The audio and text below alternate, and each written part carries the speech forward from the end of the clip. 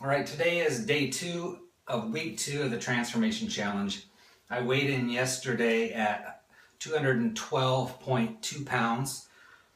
That was a half a pound down from last week. I was actually hoping for more, but I'm going to take what I can get, not focus on just being a half a pound and consider it progress and move on forward. But speaking of weighing in, I wanted to start getting into some of the logistics and the nitty-gritty and some of the meat potatoes of how I kind of developed the support plan and the logistics of my transformation or my workout routine, including food preparation and figuring out my caloric intake and all that stuff. But today I specifically wanted to introduce you to my best friend and my worst friend, the bathroom scale. And of course, the bathroom scale, simply because I'm in the bathroom. I told you we'd be spending a lot of time in my bathroom. But one of my frustrations of a scale I had prior to this, and I'm sure this is a very familiar story to a lot of you, you step on the scale, you get a weight, step off, step back on, totally different weight. Sometimes it's 2 to 3 pounds different.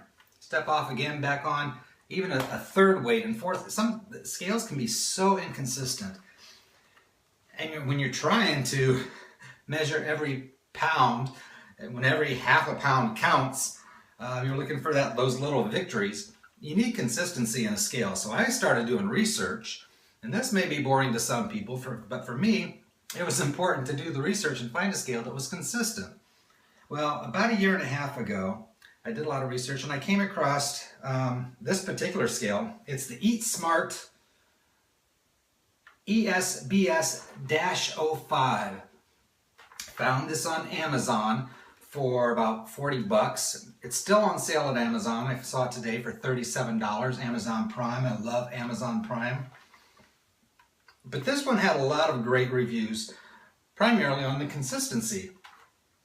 You want to step on a scale and get the same reading consistent time and time again.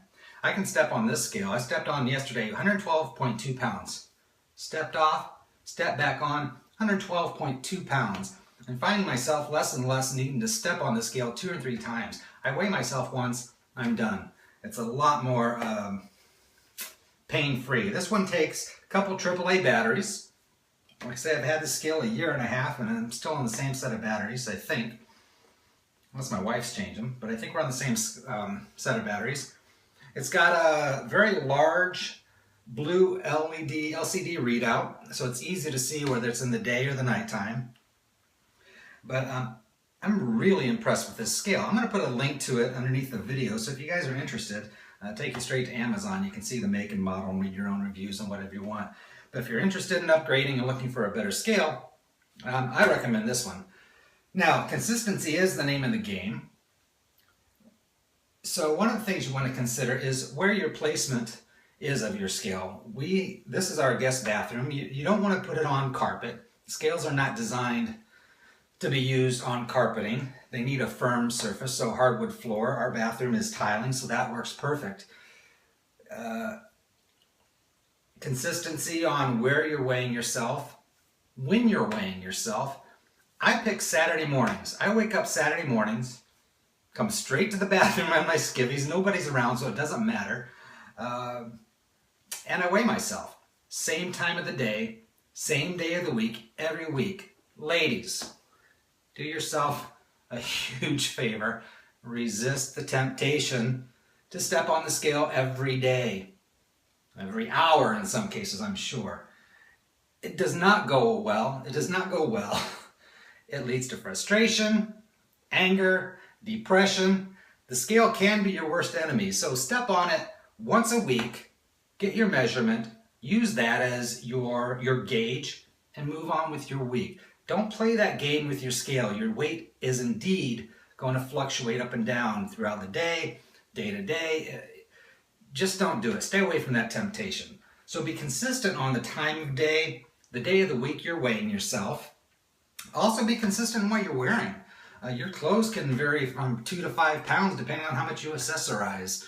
So, like I said, I stroll out of bed and weigh myself the way I get out of bed, and it just seems to work that way. I don't have to worry about whether I've got jeans on or shoes on or any of that stuff. But again, we put this one on our bathroom floor, in our guest bathroom, and leave it. That way I know where to go. I don't have to recalibrate it, which you actually do need to recalibrate these if you move them around a lot. So if you're pulling it out of the closet or out of the cupboard to weigh yourself, remember that you need to calibrate. Check your user manual and see what the specifics of calibrating your own unit is.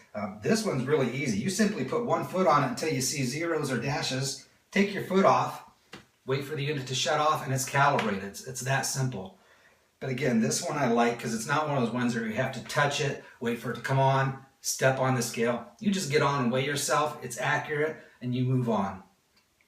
But a consistent, accurate weight is the foundation for measuring your progress day in, day out, not day in, day out, week in, week out, of getting that gauge. Not only so you know how you're progressing, but that weight is what you're going to also use to compute your caloric intake for your diet, your macronutrients. All of that plays off being able to get an accurate weight. So the EatSmart scale, love it, recommend it. Links down below, somewhere up above. I don't know, the links are somewhere. But check it out, get yourself an accurate scale. Thanks for watching. We're going to be talking about some more of this logistical stuff in the upcoming week. There's a lot going on, but we're moving forward. Bye.